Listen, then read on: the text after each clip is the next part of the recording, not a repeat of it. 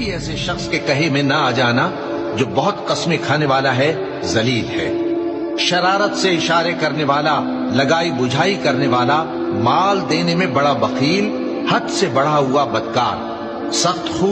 और इसके अलावा बदजात है। इस सबब से कि माल और बेटे रखता है,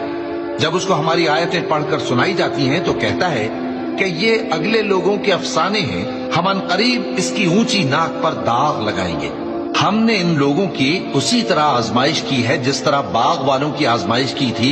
जब उन्होंने कस्में खा खा कर कहा कि सुबह होते होते हम उसका मेवा तोड़ लेंगे और इंशाअल्लाह ना कहा।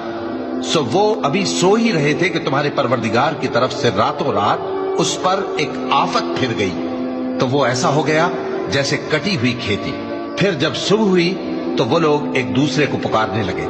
कि अगर तुमको काटना है तो अपनी खेती पर सवेरे ही जा पहुंचो